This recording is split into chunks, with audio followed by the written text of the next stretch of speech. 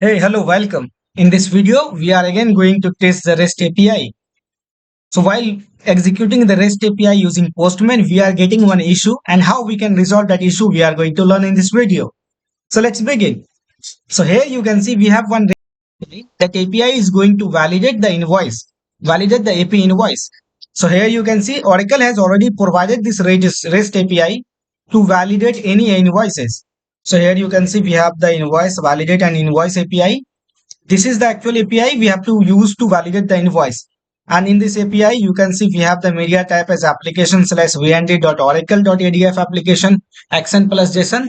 And this is our request payload to validate the invoice. So same we are going to use while testing, and let's see.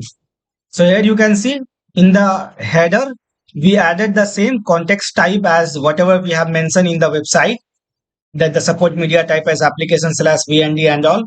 In the body, we provided the invoice number, and this is the same API validate invoice, and now we are going to hit. We already provided the credentials for user ID and password. So whenever we are going to hit, it's generating an error. So what kind of error it's showing? Let me show you that. So once I will click on submit, you can see the error we are getting. You can't perform this action because the process action attributes is either isn't valid or missing. So it means that whenever we are saying that any attribute is missing or invalid, it means that in the request payload, we are passing some values and that value is not correct. So here you can see they expecting that process action in the request payload, but we forget to add. If you will go to the website and check the API, in the API request payload, you can see we have one more column, that process action.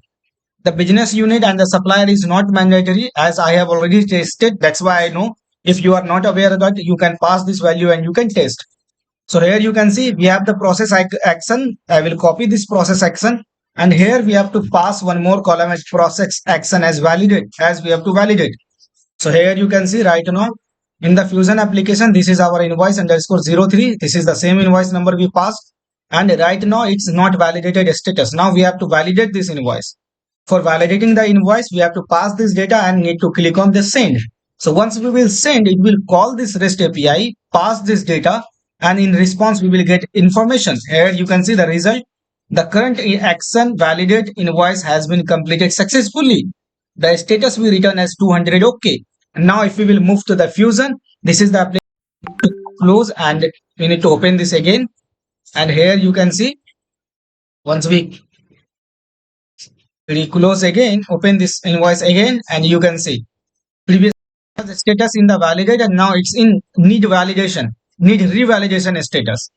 So friend, this is the way we can resolve the issue of the invoice calling the REST API, whatever issue we get. So thank you so much for watching. If you want to support us, you can just subscribe this channel, and yes, if you want to connect with us, you can connect over LinkedIn with the name Aaron Zafar. Thank you so much for watching. If you have any other queries, don't forget to subscribe this channel and provide your comments in your opinion. Thank you so much for watching again.